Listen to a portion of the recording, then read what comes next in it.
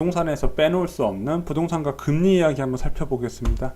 자, 부동산 가격에 영향을 주는 네 가지 요소 중에서 이제 크게 보면 이제 수요와 공급, 두 번째가 금리, 세 번째가 이제 정부의 규제와 네 번째가 세금 정책입니다. 뭐 규제를 세금을 통해서 규제를 하는 방안도 있지만 그거 이외에도 대출 규제나 규제 지역의 이제 대출 금지, 재건축 관련된 규제 여러 가지 안들이 있죠. 자, 오늘은 이 네 가지 영향을 주는 네 가지 요소 중에서 가장 크게 영향을 미친다고 생각하는 금리에 대해서 한번 생각을 해보겠습니다. 자, 금리가 부동산에 얼마나 큰 영향을 미치나. 지금 금리 관련된 뉴스를 보면은요, 대부분 다 베풀이라고 하죠. 그게 다 똑같아요. 이주열 한국은행 총재를 욕하면서 자, 부동산을 잡으려면 금리를 올려라, 이런 얘기가 굉장히 많고요. 그거에 대해서 지지를 올리는 분들이 많습니다. 그러면 정말 미국 부동산 거품을 꺼트릴 때 금리 인상이 필요한 부분이냐? 예, 맞는 얘기입니다. 자, 한번 사례를 들어서 설명을 드리겠습니다. 자, 미국 이야기죠. 자, 미국은 6.5%였던 기준금리를 2003년 초에 1%까지 낮추면서 저금리 정책을 펴입니다. 자, 이렇게 낮은 저금리가 유지되는 동안에 이제 부동산 거품이 많이 끼게 되고요. 자, 이 1%였던 기준금리가 5.25%로 올라가는 과정에서 자, 부동산 버블이 깨지게 됩니다. 자, 이 부동산 버블이 깨지는 과정 여러분들이 잘 아실 것 같습니다. 2007년 서브프라임 모기지 사태죠. 자, 2007년 4월에 이제 금융기관에 이제 파산으로 시작하면서 2018년 11월에 이제 미국에서 은행 금융기관에 공적 자금을 투입하면서 마감이 되게 됩니다. 자, 이 미국에서 부동산 거품이 형성되는 과정과 꺼져가는 과정에서 금리가 큰 역할을 했다는 것은 뭐 누구나 다 인정하는 사실일 겁니다. 자, 그것뿐 미국뿐만 아니라 가까운 이제 일본에서도 이제 금리하고 아파트 가격은 밀접하게 연관이 되어 있었죠. 자, 일본 같은 경우는요, 이제 프라자 합의 이후에 수출길을 막히자 내수 활성화를 위해서 이제 4.5%였던 기준금리를 2.5%로 2%포인트 낮춥니다. 자, 그렇게 되면서 이제 시중의 자금들이 빠르게 부동산으로 흘러가는 과정을 거치는데, 자, 뒤늦게 일본 정부가 이거의 사태의 심각성을 알고 2.5%였던 기준금리를 6%로 수직적으로 올려버립니다. 자, 그러면서 이것뿐만 아니라 부동산 대출 총량 규제하고 기존 대출 LTV 200%에서 70%로 일하는 대출을 조이는 정책으로 부동산 거품을 확 꺼트려 버리는 거죠. 자, 문제는 너무 많이 꺼트렸던 거예요. 자, 기준금리도 무서운데, 자, 신규 대출 제한, 대한민국도 지금 신규 조정 대상 지역에 이제 규제 지역에는 이제 비거주 목적의 대출을 이제 제한하는 안이 9.13 부동산 대책이 나왔지만은요. 자, 아예 신규 대출들을 제한해 버렸고요. 이 LTV도 웃겨요. 자, 이 LTV 이제 담보 이제 100억짜리, 만약 100만 원짜리 땅이다. 근데 200만 원까지 대출해 준다는 의미잖아요. 이것을 70%로 갑자기 줄여버리니까 상환 부담이 생겨버리니까 갑자기 매도 물량으로 나오면서 부동산이 급격하게 꺼져버린 거죠. 자, 그래서 일본 부동산 거품에 대해서는 전문가 사이에서도 한국이 일본을 따라갈 것이다, 아니다, 이런 얘기가 많은데, 일단은 기준금리 인하 폭은 일본이랑 같고요. 그리고 또 하나, 일본에서는 좀 미국과 다른 흐름이 있습니다. 자, 기준금리를 다시 낮췄어요. 자, 다시 낮춰가지고 어떻게든 이제 부동산 경기든 일단 국내 경기든 살려보려고 애를 썼는데, 부동산 경기는 계속 꼬꾸라진 형태로 가는 거죠. 자, 미국 같은 경우는요, 다시 기준금리를 이제 다시 낮추는 초저금리 상황에서 다시 예전에 서브프라임 모기지 사태 수준의 집값을 회복한 상태인데, 일본은 그게 아니에요. 자, 그래서 여기서 일본과 한국에 좀 유사한 점이 있다. 자, 뭐냐? 일단은 집값 거품 시기에 주택이 너무 많이 공급이 됐다. 어느 정도 공급이 됐냐? 거의 200만 호 가까이 공급된 걸 알고 있는데, 대한민국도 만만치가 않아요. 왜냐? 2017년부터 2019년까지 수도권에, 서울에 공급되는, 전국에 공급되는 아파트 수 있잖아요. 아파트 수만 말씀드리는 거예요. 이게 100만 호가 넘어요. 그리고 올해 이제 2018년에 분양하는 아파트 수입니다. 아파트 수만 해도 40만 호가 넘습니다. 그리고 정부에서 발표를 했죠. 30만 호 수도권 지역 택지개발지구 공급 계획이 나왔고요. 100만 호 주거복지 로드맵으로 신규 택지를 공급하겠다고 밝힌 상태예요. 자, 이것저것 따져보고요. 자, 이렇게 주택 공급이 과공급된 부분도 계획이 아직 공급이 된 건 아니지만 추진이 되는 거고요. 민간 주도로 해서 이미 과공급된 상태라는 거죠. 벌써 지방은 문제가 일어나고 있잖아요. 수도권 지역도 계속 공급이 지속되면 문제가 나오고요. 그리고 또 하나 부동산 거품이 꺼져가는 과정에서 회복을 못하는 이유, 두 번째 이유는 바로 인구 구조 변화입니다. 왜냐? 인구 구조 변화는 간단해요. 생산 인구가 감소를 하니까 누군가 집을 사야, 이제 내가 산 집을 누가 뒤에서 받아줘야 되는데 그 인구가 많이 줄어들었다는 거죠. 대한민국도 지금은 모르겠지만 5년에서 10년 정도 부동산 거품이 꺼져가는 과정에서 누군가 내 집을 사줘야 되는데 그 인구가 당연히 줄게 됩니다. 자, 얼마 전까지만 해도 혼인인구 30만 대 여러분 다 기억하실 건데 지금 20만 대 중반으로 줄어들었어요. 그 갭 차이는 반드시 나타난다. 알게 모르게 천천히 나타나게 될 것이다. 자, 그 부분 저희가 말씀을 드리고요. 이 일본 부동산 거품은 지난번에 하도 많은 조회수를 이제 기록하고 뒷말도 좀 굉장히 많았는데 다시 한번 일본의 부동산 거품 붕괴와 대한민국 부동산 거품 붕괴와 같은 점, 물론 다른 점도 있습니다. 그거 객관적으로 다시 한번 비교를 해드리겠습니다. 자, 그러면은 대한민국하고 미국하고 기준금리 변동 한번 보겠습니다. 자, 대한민국 기준금리 급격하게 낮출 때하고 오를 때 아파트 가격이 어떻게 변했나? 강남 아파트 기준으로 한번 볼게요. 자, 대한민국 기준금리 2008년 이제 미국발 서브프라임 모기지 사태 이후에 미국 따라서 급격하게 낮춥니다. 5.25%에서 자, 2%포인트로 낮추죠. 자, 그러면 어떻게 되냐?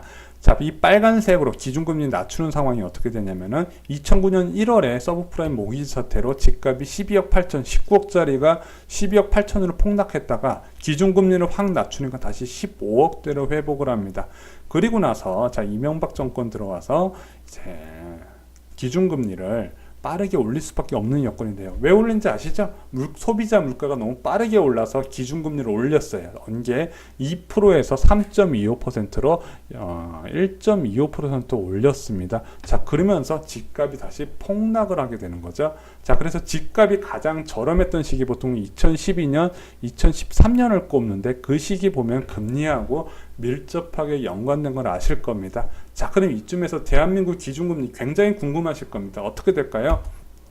현재는 1.5%예요. 자, 작년 11월에 올리고 나서 한 번도 안 올렸는데 다음 인상 어느 정도 깜빡이가 나왔는데 0.25% 11월에 1년 만에 올릴 계획입니다.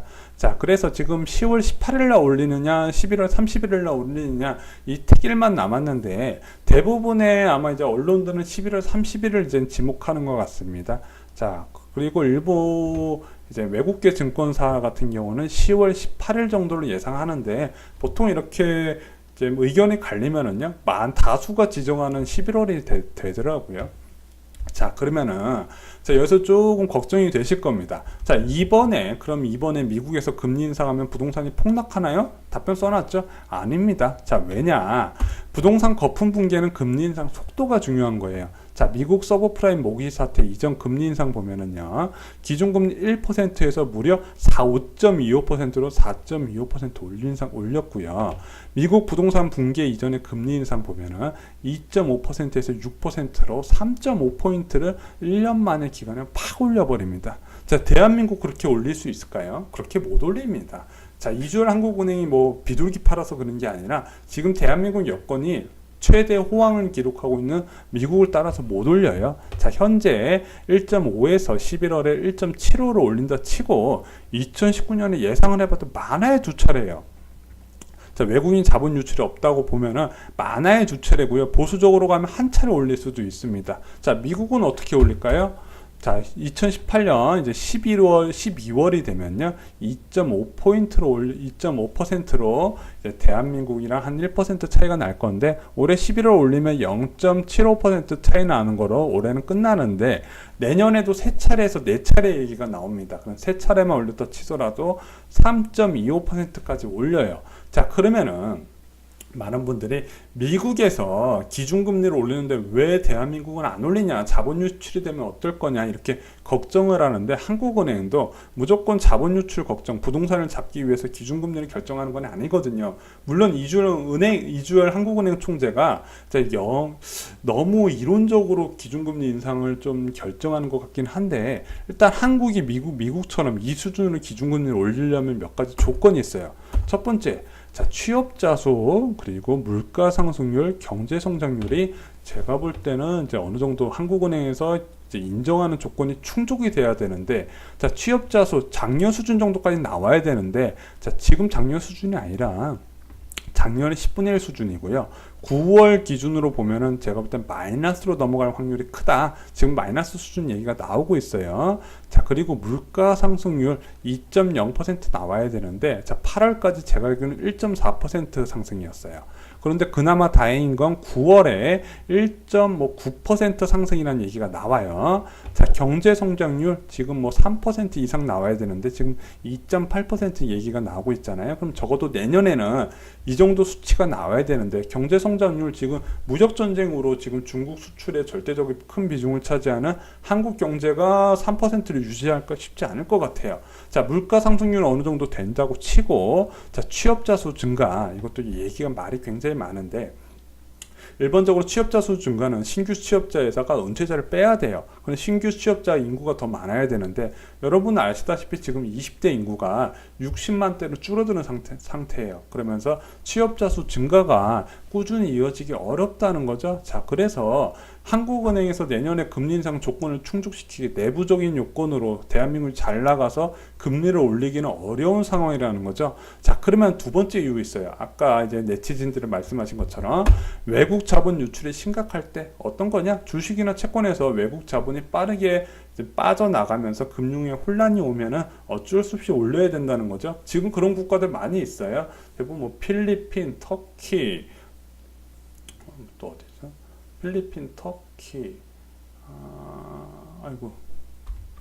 파키스탄 등 지금 계속해서 미국 이상으로 기준금리를 빨리 올리는 국가들이 있습니다. 자, 그건 지금 대한민국에선 별로 일어나지 않을 거라고 많은 전문가들이 예측을 하는데, 또 네티즌들 의견은 달라요. 뭐냐? 2006년에 한국과 미국 1% 금리 역전으로 8조 2천억 원의 자본이 유출됐고 코스피가 8.6% 폭락을 했더라. 자, 그래서 이걸 보시면 알아요. 자, 대한민국 자체적인 여건으로 내년에 금리 인상을 미국 수준으로 할 수 있는 방법은 없는 상황입니다. 반면에 미국에서 예전처럼 2006년처럼 빠르게 자본 유출이 일어난다. 자본 유출이 뭐냐 이거죠. 미국의 국고채 수익률, 10년물 수익률이 만약에 4%다. 근데 대한민국 10년물 국고채 수익률 3%다.